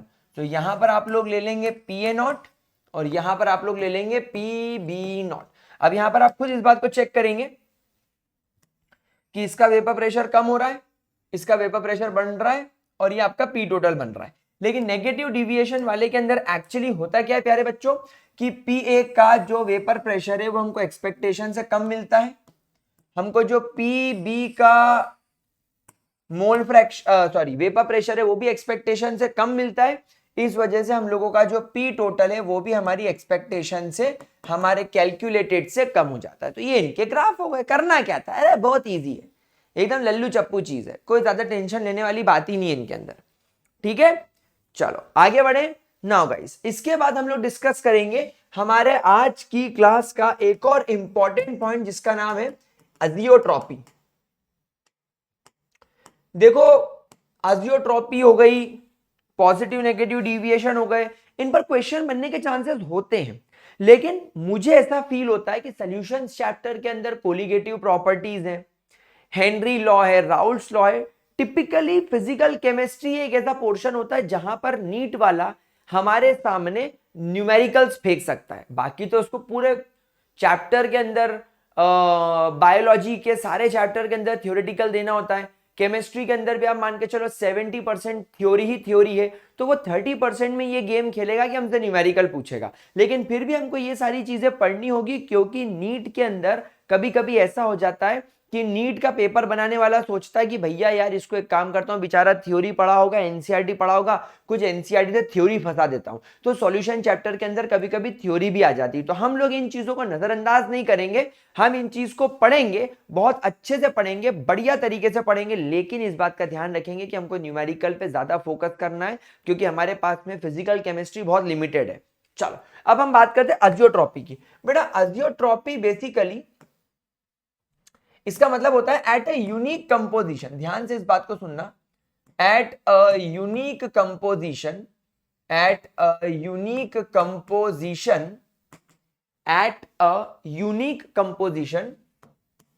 the particles of solute and solvent, the solute and solvent starts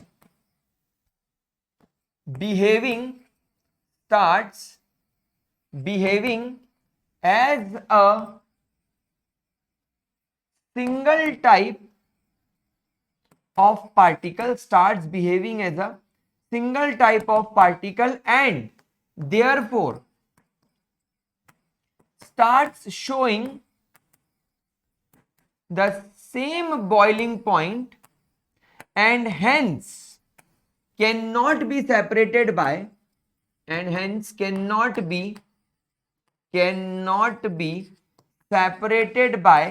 even fractional distillation. बेटा हम लोग डिस्टिलेशन का मतलब तो सब लोग जानते हैं, हम लोगों ने पढ़ा था डिस्टिलेशन का मतलब क्या होता है, याद करो। वो जब आपके पास में मिक्सचर होता है, जैसे मैंने मान लो पेट्रोल और डीजल का एक मिक्सचर लिया, दोनों को मैंने मिक्सचर को बॉईल करना चालू करा, लेकिन मैं उस मिक्सचर को केवल उतने टेम्परेचर तक ही बॉईल करूंगा जितने पर पेट्रोल या डीजल में से जिसका भी कम बॉइलिंग पॉइंट होगा वो बॉईल होना शुरू हो जाए। चलो एक छोटा एग्जांपल लेते हैं, मेरे पास मान लो वाटर है और इथेनॉल है। इथेनॉल 351 केल्विन पर बॉईल होता है, वाटर 373 केल्विन पर बॉईल होता है। तो इथेनॉल क्योंकि वो 351 पे बॉईल हो जाता है और वाटर जो 373 पर बॉईल होता है, मैं इन दोनों के मिक्सचर को केवल 351 केल्विन तक ही बॉईल करूंगा। इस वजह से इथेनॉल का बॉइलिंग पॉइंट अचीव हो जाएगा और इस वजह से इथेनॉल जो है वो भाप बनके, वेपर बनके उड़ जाएगा, लेकिन वाटर वैसा का वैसा चेंबर में पड़ा रहेगा। तो जो इथेनॉल की वेपर्स हैं उसको हम एक तरफ कलेक्ट करके, कंडेंस करके उसको अलग निकाल लेंगे, तो हमारा इथेनॉल सेपरेट हो गया, वाटर सेपरेट हो गया। तो बेटा हमेशा ध्यान रखना, इस दुनिया में कोई भी सॉल्यूशन हो लिक्विड टाइप का, हाँ, तो इस दुनिया में अगर कोई भी लिक्विड टाइप का सॉल्यूशन हो, उसमें मौजूद सॉल्यूट और सॉल्वेंट के बॉइलिंग पॉइंट में डिफरेंस होगा। बेसिकली आपको यहां पर सॉल्यूट सॉल्वेंट के बॉइलिंग पॉइंट में डिफरेंस मिलेगा। तो इस दुनिया में मौजूद किसी भी लिक्विड टाइप के सॉल्यूशन को आप लोग डिस्टिलेशन से या फ्रैक्शनल डिस्टिलेशन से सेपरेट कर सकते हो, लेकिन इस तरीके के solution non ideal solution show करते हैं। ये कौन शो करते हैं? नॉन आइडियल सॉल्यूशन, क्योंकि इस दुनिया में आइडियल सॉल्यूशन तो होते ही नहीं है किसी भी टाइप के। तो इस दुनिया में केवल और केवल नॉन आइडियल टाइप के सॉल्यूशन होते हैं। तो जो नॉन आइडियल टाइप के सॉल्यूशन है हम उसकी बात कर रहे हैं। सो बेसिकली जब आप सॉल्यूट और सॉल्वेंट को एक यूनिक कंपोजिशन पर मिक्स करते हो, यानी ये आपको हर किसी कॉन्सेंट्रेशन पर नहीं दिखेगा, यानी अगर आपने सॉल्यूट की और सॉल्वेंट की वो स्पेसिफिक अमाउंट लेकर दोनों को मिक्स कर दिया, तो उस पर्टिकुलर कॉम्पोजिशन पर ही आपको एक ऐसा फिनोमिनन देखने को मिलेगा जिसमें सॉल्यूट और सॉल्वेंट के पार्टिकल इस तरीके से बिहेव करने लगेंगे कि वो एक टाइप के हों, यानी सॉल्यूट और सॉल्वेंट एक जैसा बिहेव करने लगेंगे और इतना ज्यादा एक जैसा बिहेव करने लगेंगे कि इनका बॉइलिंग पॉइंट भी सेम हो जाएगा। यानी ये अब डिफरेंट टेम्परेचर पे बॉईल नहीं करेंगे, ये सेम टेम्परेचर पे बॉईल करेंगे। क्या ये बात आपको समझ में आ रही है? और अब आप इन लोगों को फ्रैक्शनल डिस्टिलेशन जैसी शानदार मेथड से भी सेपरेट नहीं कर पाओगे। तो एक्चुअली क्या होता है eight this composition,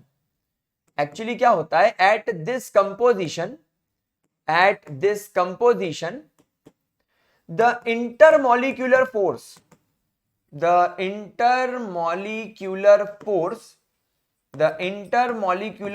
between solute and solvent acts that none of the molecule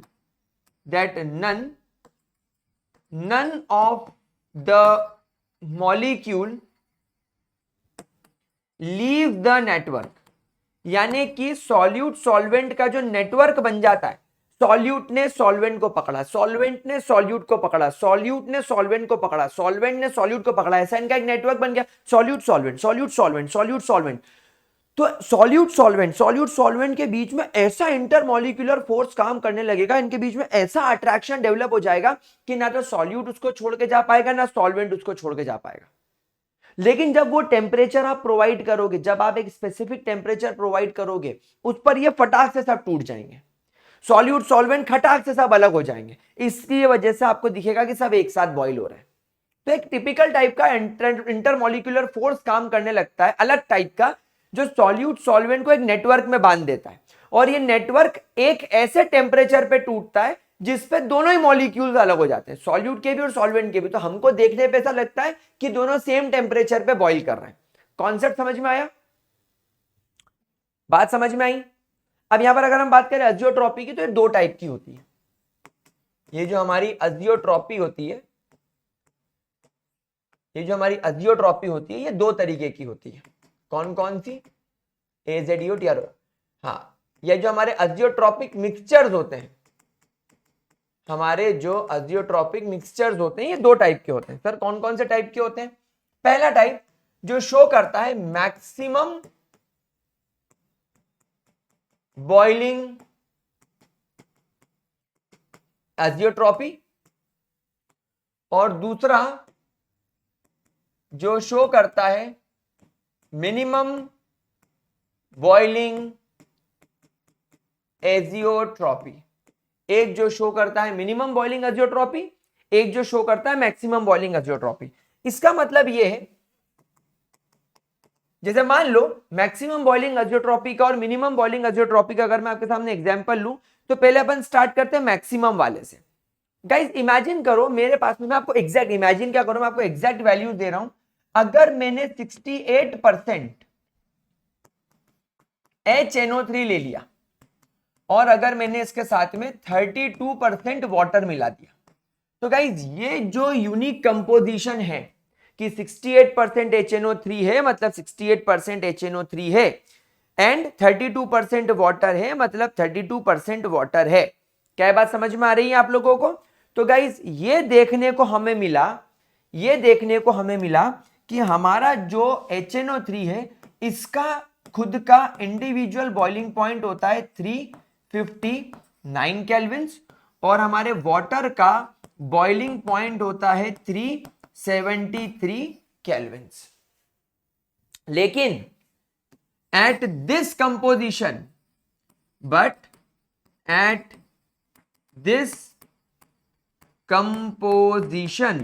eight this unique composition क्या होता है मेरे प्यारे बच्चों? दोनों का boiling point, both shows the boiling point is equal to 393.5 kelvins. अब आप देखो ये जो बॉइलिंग पॉइंट है, इन दोनों के इंडिविजुअल बॉइलिंग पॉइंट से ज्यादा है, इसलिए नाम पड़ गया maximum boiling एजियोट्रॉपी।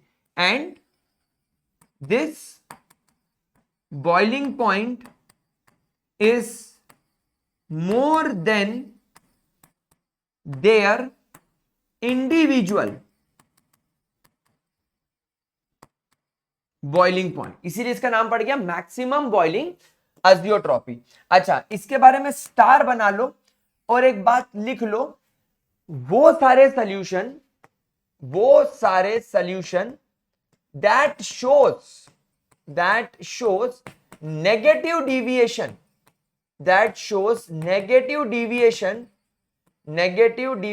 from Raoult's law, जो राउल्ट्स लॉ से नेगेटिव डिविएशन शो करते हैं, वो मैक्सिमम बॉइलिंग एजियोट्रॉपी शो करते हैं। रीजन समझना, नेगेटिव डिविएशन कब देखने मिलता है? जब सॉल्यूट सॉल्वेंट में गहरा अट्रैक्शन हो जाए, सॉल्यूट और सॉल्वेंट के बीच का अट्रैक्शन स्ट्रांग हो जाए। अब जब सॉल्यूट सॉल्वेंट के बीच का अट्रैक्शन स्ट्रांग हो जाएगा, ऑब्वियसली इनको बॉइल करने के लिए हमको ज्यादा टेम्परेचर देना पड़ेगा, क्योंकि सॉल्यूट और सॉल्वेंट जब एक दूसरे को छोड़ेंगे नहीं, बॉइल कैसे होंगे? भाई बॉइलिंग का मतलब क्या होता है? उबल जाना। और जब कोई चीज बॉइल होती है तभी तो तुमको उसके वेपर्स मिलते हैं। भाई वेपर्स कब मिलेंगे? जब चीज बॉइल हो गई। तो भाई साहब यही तो बात है कि जब सॉल्यूट और सॉल्वेंट के बीच का इंटरेक्शन टूटेगा, ये वेपर बन के उड़ेंगे, वेपर बन गए मतलब बॉइल हो गए। तो समझ गए, कि जब नेगेटिव डिविएशन में सॉल्यूट सॉल्वेंट का इंटरेक्शन मजबूत हो जाएगा, स्ट्रांग हो जाएगा, जोरदार हो जाएगा, तभी तो आपको ज्यादा टेम्परेचर देना पड़ेगा इनको बॉईल करने के लिए। क्योंकि वाटर में जो अट्रैक्शन था और HNO3 में जो अट्रैक्शन था, उसके मुकाबले वाटर और HNO3 का इंटरेक्शन स्ट्रांग है। तभी तो वाटर और HNO3 जब इस कॉम्पोजिशन पर कंबाइन हुए तो इनको बॉईल करने के लिए हमको ज्यादा टेम्परेचर लगा। सिवाय जब वाटर था तो वो इतने पे बॉईल हो गया, HNO3 इतने पे बॉईल हो गया। कॉन्सेप्ट यार समझ में आ रहा है कि नहीं यार? हा मजा आया कि नहीं? ऐसा बोलो जरा यार, तो मजा आए मेरे को भी पढ़ाने में। चलो एक एग्जाम्पल और लेते हैं। मान लो मेरे पास में 95.7%, एक रफ आइडिया ले लेते हैं, वैसे तो 95.4 होता है, बुम चलो मैं भी 95.4 लूं ना, फिर मैं क्यों उंगली करूं।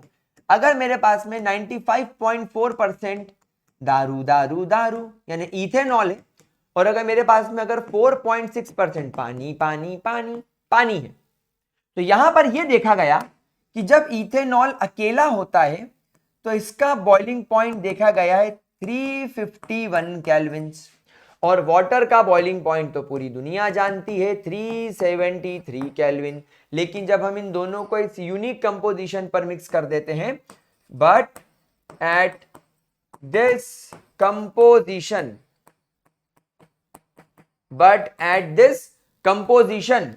both shows the boiling point is equal to 351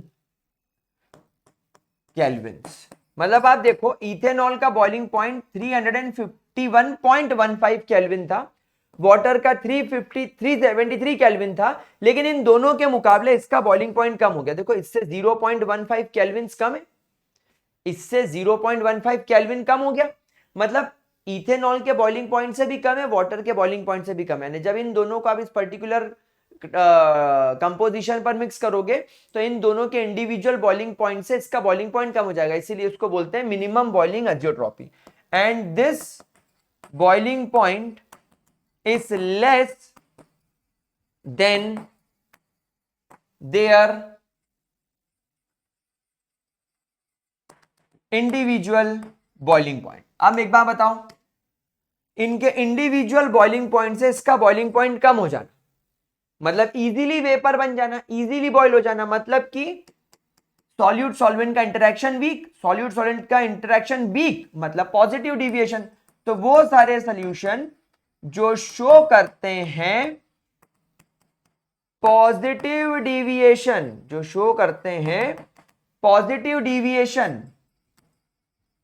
from the Raoult's law, वो इसे शो करते हैं। बालो समझ में आ गया सब लोगों को? कोई परेशानी मेरे प्यारे बच्चों, कोई दिक्कत किसी भी तरीके की? आई रिपीट, किसी भी तरीके की कोई भी परेशानी? पक्का 100% क्लियर? चलिए तो विद दिस हमारा ये वाला टॉपिक खत्म होता है। अब हम लोग मिलेंगे अगली क्लास में, जिसके अंदर हम लोग बात करेंगे सारी कोलिगेटिव प्रॉपर्टीज की। एंड कोलिगेटिव प्रॉपर्टीज को कंप्लीट करने के बाद हम लोग कुछ उसके न्यूमेरिकल्स भी करेंगे, डीपीपीज भी करेंगे। तो सब कुछ होगा, आराम से होगा, बढ़िया तरीके से होगा। लेकिन साथ साथ में आप ग्रेविटी सर्कल को सब्सक्राइब करके रखें, बाजीगर सीरीज को फॉलो करते रहें, हमारे टेलीग्राम चैनल को फॉलो कर लें, और जल्दी व्हाट्सएप ग्रुप आने वाला है जिस पर हम लोग पर्सनली कनेक्ट भी करेंगे। तो thank you so much for joining, bye bye guys, tata, take care, see you in the next class.